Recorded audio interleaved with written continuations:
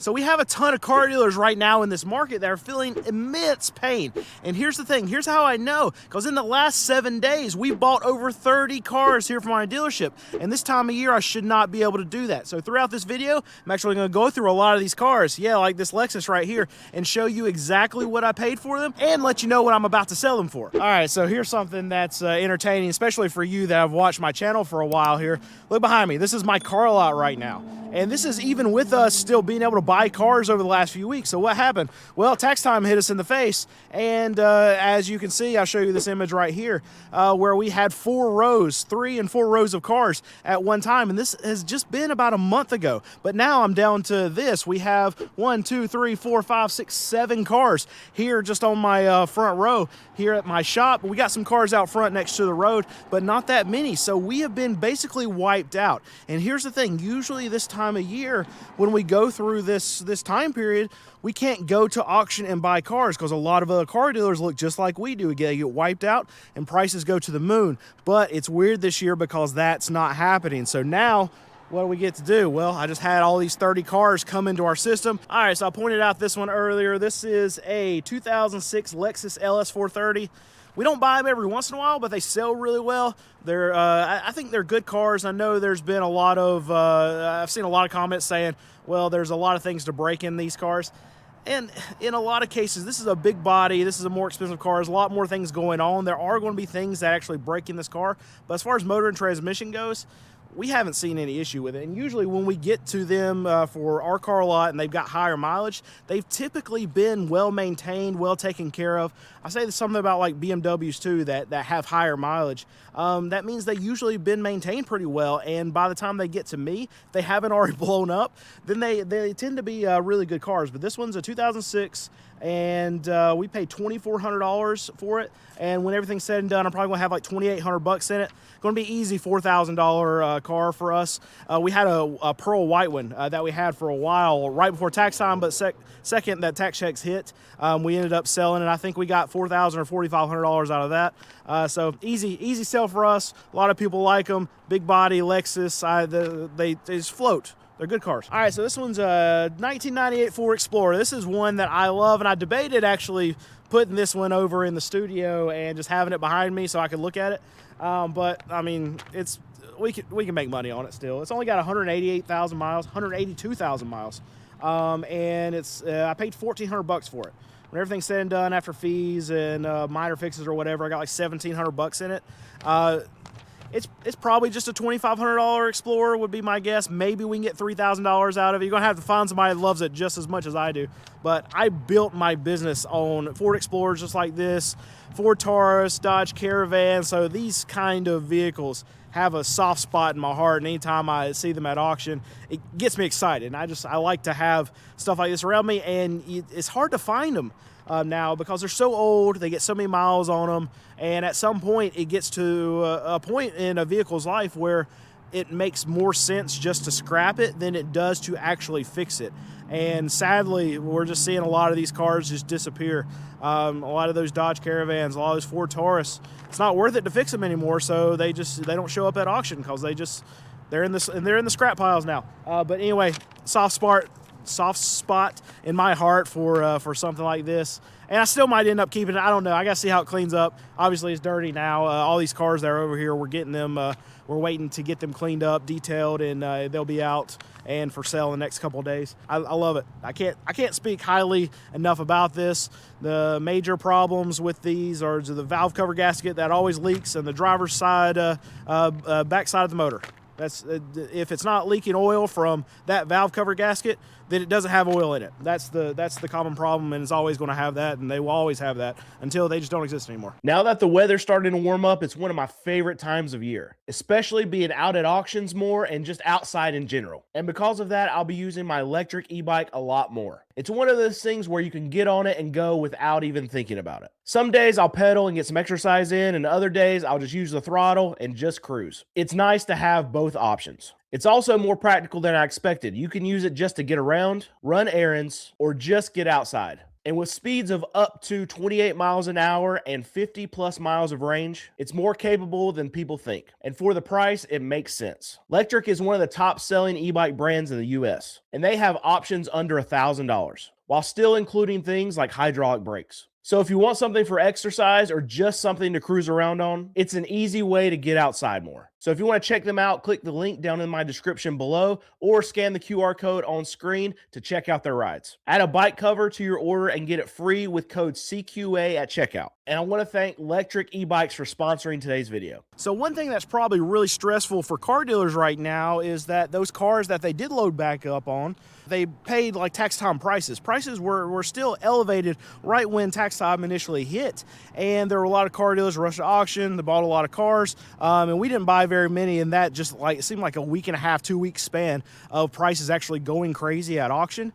But there's going to be a lot of car dealers that bought a lot of cars during that time frame.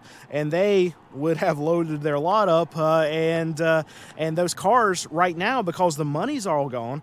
I say the money's all gone. There's still people out there buying cars, but the easy money, the money from tax refunds, when you have all these tax time ballers that are going and just walking in the door, and the example that I always like to say, and we get it every single year, is that there'll be multiple customers that walk into our door and say, yeah, I saw this Hyundai online for $4,000. I want to buy it. And they're like, okay, what do you want to drive? No, I want to buy it.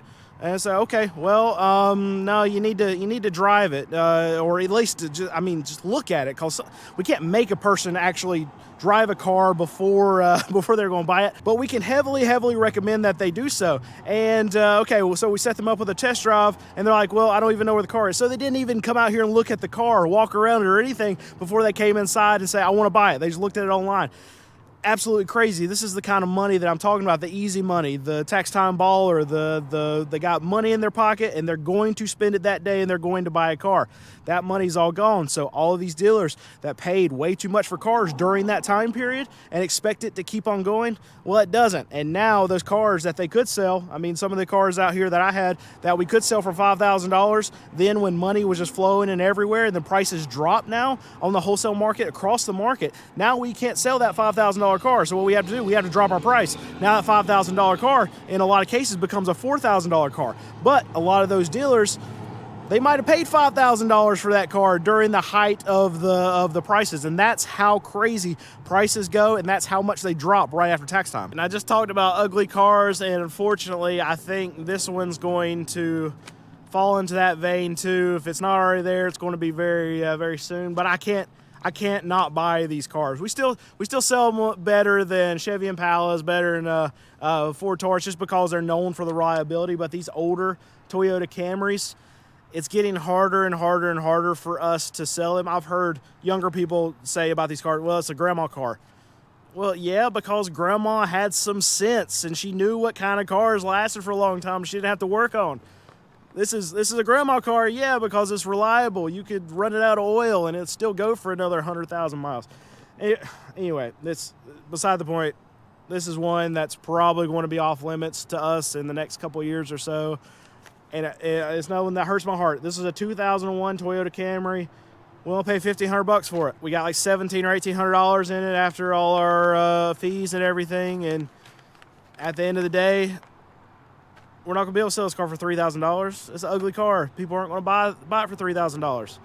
So we're going to lower it to $2,500. We're probably not going to be able to sell it for $2,500. It's probably going to end up at $2,000. We can sell it at $2,000. Hopefully we sell it at $2,500. So in my mind, I can still buy these things. But what's most likely going to happen, we're going to have it here for a month. Nobody's going to drive it, test drive it, whatever. We'll say, this is the best car on the lot, even if it is. And here's the thing. It could be the best car on the lot, and it's a Camry, and I love them, and they're reliable, and you can't kill them. And young people that buy cars from me that are broke, and people who don't have a lot of money come and buy cars that are $5,000 and under, guess what? It's an ugly car. They don't want it, even for $2,000. And it's going to be a hard sell for us at $2,000. And Nate's going to come to me and Alex, and he's going to put his hand on my shoulder. He's going to be like, Brandon, I know you love them. Older Toyota Camrys. They're ugly cars, man. Can't buy ugly cars. So we're done. We're done buying those. It's a sad day, and it's coming. I know it is. I know it is, and that's why I avoid Nate, because Nate is the bringer of bad news all the time. I dislike Nate. Good employee, good team member, good person. I don't like him. All right, so this one's interesting that I want to show you. So this one is a 2012 Jeep Liberty, but it's got 146,000 miles on it. The reason why I want to point that out is because usually we don't buy stuff that's this new.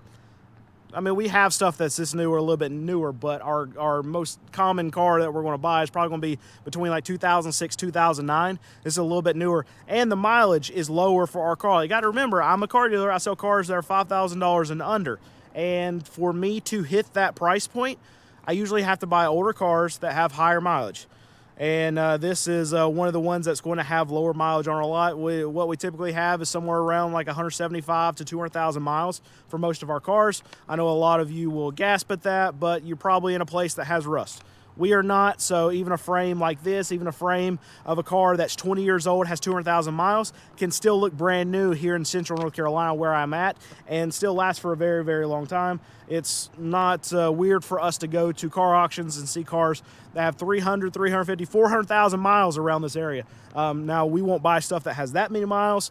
Usually my cutoff's like somewhere around like 230, 240 is when I start getting squeamish about the mileage on a car, but 200,000 miles, I'll look at it. But this one's 2012 Liberty, 146,000 miles. We paid $2,000 for it at the auction. I've got buyer fee that I have to pay to the auction. On top of that, we'll have fixes here and there. This one I've got $2,300 in it total, $2,310 to be exact.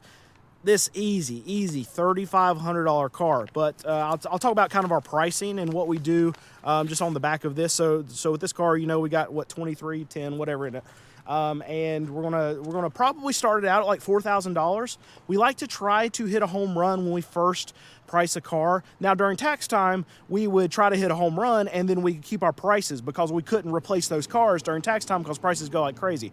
Now we're getting back to our usual pricing model, or whatever you want to call it, where, okay, I try to hit a home run on the car when we initially post it.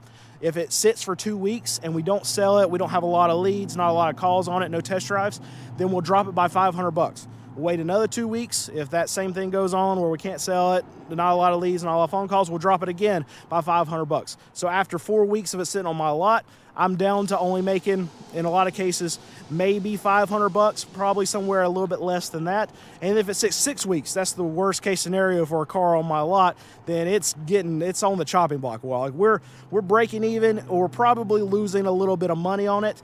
And if it still sits, if it's been sitting here for 6 weeks, then I'm not a happy camper, and I want that car gone. And in a lot of cases, that's going to tell me that the market doesn't like that car, and I'm going to even reevaluate if we should buy those types of cars again. It's very rare that we keep a car past 6 weeks after we do all these price drops, and it still doesn't sell.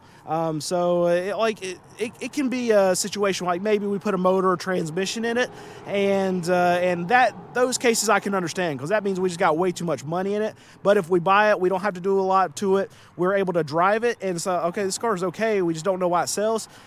Then it starts making me think about the desirability of the car. We've had recently like some older Ford Taurus, love of my life, a Ford Taurus, but people don't like them anymore. I used to be able to sell them like crazy. We had the old body style like Chevy Impalas.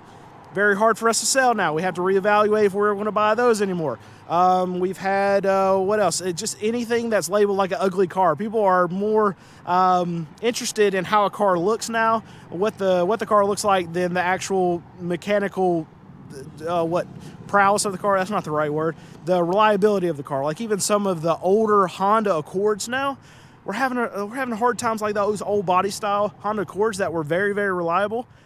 It's even hard for us to sell those now. So we just have to buy no ugly cars. Nate, my sales manager, that's what he's given the rule to me and Alex. Alex is my mechanic, buys cars from me too, and he tells us quite a bit now, all right, can't buy ugly cars anymore.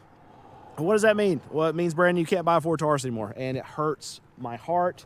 But I get it, because if we're going to have a car for 6 weeks sitting out here, no one even look at it, we drop price, then we're breaking even, and then we're losing money, and we still can't sell it. And it's not because we have too much money into it because of fixes and things like that. Then that just means that, okay, you know what? There's not a market for it. People don't like it anymore, and it doesn't matter how cheap you market. Like this, there's that one Impala that I've got stuck in my brain. That old body style was I think it was like a 2000 or 2001 Chevy Impala that we had out here forever. We marked it down to like $1,200, and we still couldn't get anybody. I think we eventually sold that car for $1,000, and we had like $2,000 in it. Lost $1,000 on it, and still had a hard time selling it at $1,000. So that's just a car that we can't buy. Because even if I buy it for, let's say, $500, which is very, very hard, it's very rare to be able to find cars at auction now that run that you can buy for $500.